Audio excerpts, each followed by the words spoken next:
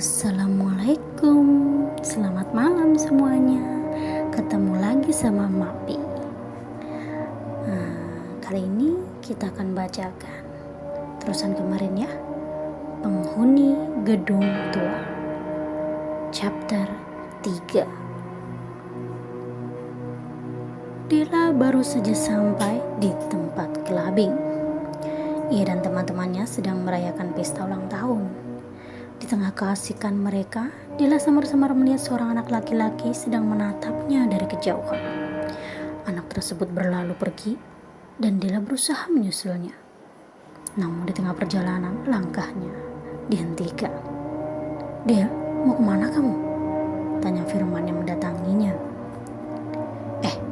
"Tadi aku lihat ada anak kecil di sini," jawab Dela. "Kamu ngaco ya, Del. Ini tuh tempat clubbing. Anak kecil dilarang masuk ke sini. Kamu pasti udah mabuk. Ayo kanterin pulang," bujuk Firman. Dela tak menyahut dan masih berpikir. Lalu Firman mengantarkan Dela pulang. Sesampainya di depan gedung rumah Dela, Firman tampak tercengang. "Kamu serius, Del, tinggal di sini?" tanya Firman, seraya netranya berkeliling ke seluruh penjuru. Iya," sahut Dela. "Kamu gak takut ya, Del? Gedungnya serem banget," ujar Firman yang masih menatap bangunan tua di depannya. "Udah jangan ngomong yang enggak, aku masuk dulu ya." Dela melepaskan sabuk pengamannya. "Tunggu bentar, Del." Firman menahannya. "Ada apa lagi?" Firman mengambil bunga dan sebuah kotak di belakang jok mobil, kemudian memberikannya pada Dela. "Del, ini ungkapan perasaanku padamu. Maaf udah buat kamu menunggu selama ini," kata Firman dengan lembut. "Makasih ya, Firman." Dela tersenyum manis.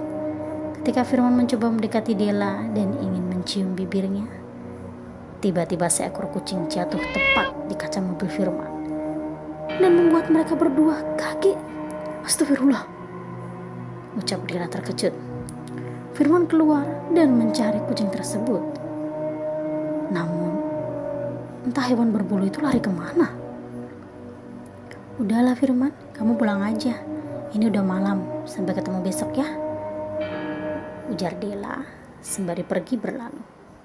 Firman tersenyum menatap Dela, namun hatinya tampak kecewa. Dari kejauhan, Bu Ratna menatap Dela dari dalam jendela rumahnya. Dela masuk ke rumah dan merebahkan tubuhnya di atas kasur. Lelah rasanya, tapi melegakan mendapatkan bunga dan boneka dari orang yang sejak dulu ia sukai. Akhirnya ia resmi berpacaran dengan Firman. Tak terasa lamunannya menidurkan Dela, sampai ia pun bermimpi. Ia seperti berada di sebuah meja makan. Tampak seorang anak laki-laki sedang menyantap makanannya. Ibunya tampak gelisah dan memasukkan beberapa baju ke dalam tas jinjing. Tiba-tiba pintu digedor dengan keras. "Buka, Sri, buka pintunya," teriak pria tersebut.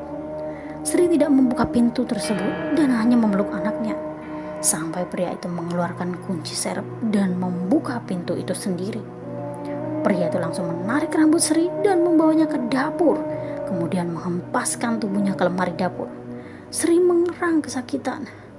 "Aku sudah berapa kali bilang, jangan banyak bicara di luar. Tapi kenapa? Malah ada laki-laki lain yang suka sama kamu, Sri. Kamu itu milik aku, Sri. Kamu gak berhak dimiliki orang lain," kata pria itu dengan emosi. Mendengar ayah tiri dan ibunya bertengkar, anak laki-laki tadi mendatangi mereka. Namun yang dia dapat malah siksaan dari ayah tirinya. Anak itu dihempaskan ke meja makan dan tertimpa beberapa piring.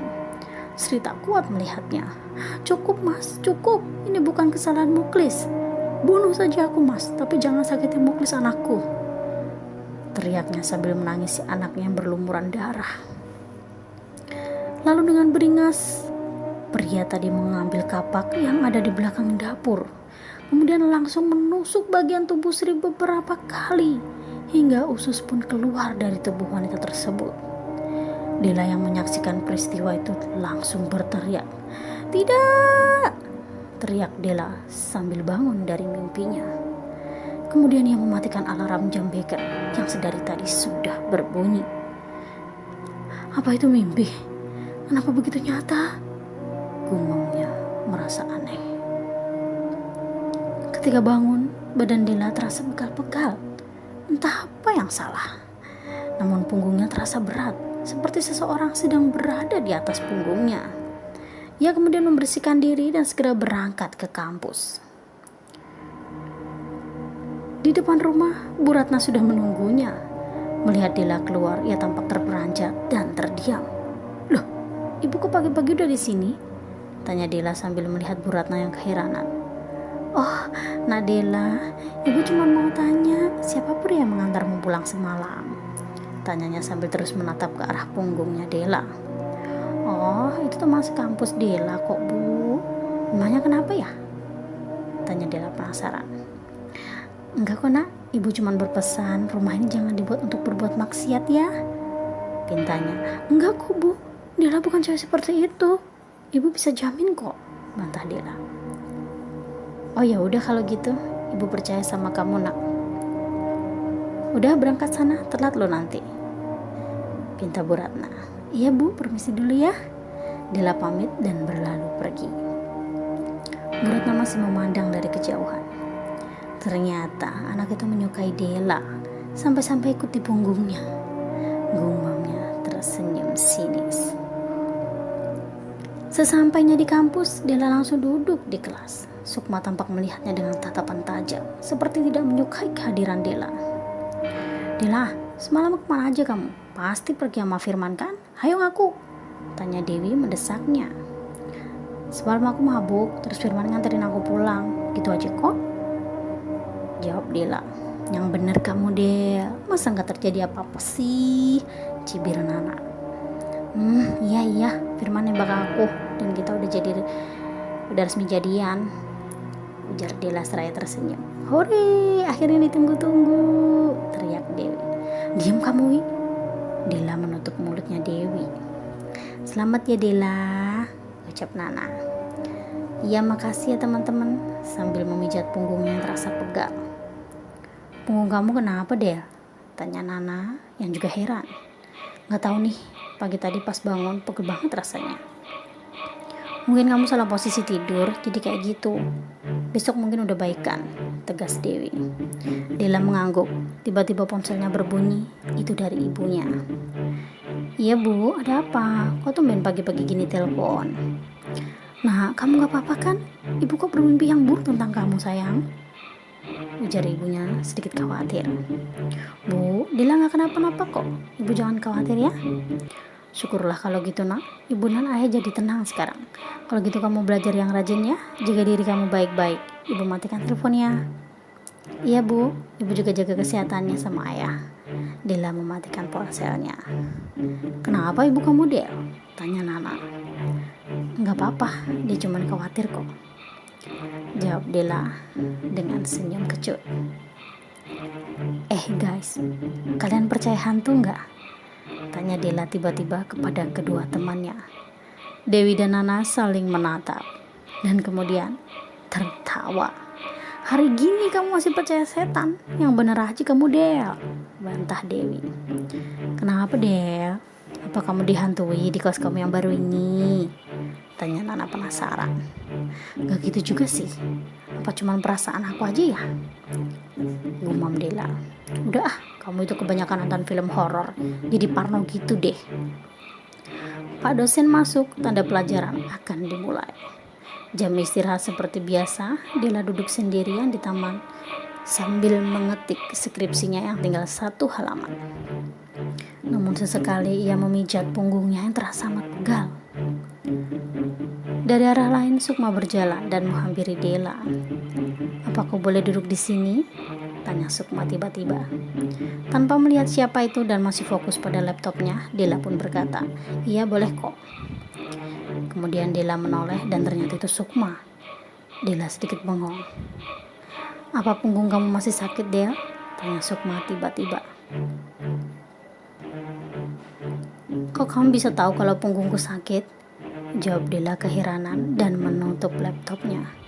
Sukma membuka tutup botol air yang ia pegang. Bismillahirrahmanirrahim. Sukma tampak membaca beberapa ayat Al-Quran dan Dela hanya memandanginya. Nih, minum dulu Del, insya Allah punggung kamu gak akan sakit lagi, kata Sukma sambil memberi botol air itu padanya. Tanpa pikir panjang, Dela langsung meminum air itu perlahan. Namun ia tetap menatap Sukma dengan banyak pertanyaan. Dan setelah meminumnya, ternyata benar. Tak berapa lama, punggungnya mulai membaik. Rasa pegal yang ia rasakan berangsur hilang. Anak kecil itu turun dari punggung Dela dan tampak sangat marah memandang Sukma. Namun Sukma bukan tandingannya. Akhirnya anak itu pergi dan menjauhi Dela. Sukma memandang ke arah anak itu sampai pergi. Sukma, terima kasih ya, punggungmu sudah gak sakit lagi. Sebenarnya air apa ini? Tanya Dela seakan mengejutkan Sukma. Sukma tersenyum. Del, apa kamu tahu apa yang dibicarakan anak-anak lain tentangku? Tanya Sukma balik sebelum menjawab pertanyaannya. Dela tak menjawab, kemudian merunduk. Gak apa-apa Del, aku cuma pengen denger aja kok, aku gak akan marah, sahutnya lagi. Dela baru mau bicara. Teman-teman bilang kamu suka menyendiri, gak banyak ngomong, dan kadang kamu sedikit aneh. Kadang ngomong sendiri, tawa sendiri, yang aku denger sih gitu. Maaf ya, kata Dela memperjelas. Dela, kamu tahu anak indigo gak? Tanya Sukma. Indigo ya? Dela berpikir sejenak. Bukannya itu orang yang memiliki indera keenam atau kekuatan supranatural yang bisa melihat makhluk halus? Bener gak? Ungkas Dela. Iya bener Del, dan aku termasuk anak indigo itu, kata Sukma. Dengar perkataannya, Dela langsung terkejut. Sembari menutup mulutnya. Yang bener kamu Sukma? Jadi kamu benar-benar bisa melihat mereka? Hantu? Tanya Dela makin penasaran. Sukma mengangguk. Ada satu hal lagi yang ingin aku sampaikan ke kamu Del. Yang ngebuat punggungmu terasa berat itu sebenarnya anak kecil yang berumur 5 tahunan. Dia minta gendong sama kamu Del, ujar Sukma menjelaskan. Ucapan Sukma tersebut bagai petir yang menyambar tubuh Dela. Seketika bulu kuduknya merinding. Sekarang anak kecil itu masih ada gak Sukma? Tanya Dela gemetaran. Dia udah pergi, tadi aku ngusir dia pakai air yang kamu minum. Dela tampak lega, namun itu tak mengurangi rasa takutnya sama sekali. Sampai di sini dulu ya. Jangan lupa like, share, dan subscribe. Tunggu cerita selanjutnya. Wassalamualaikum.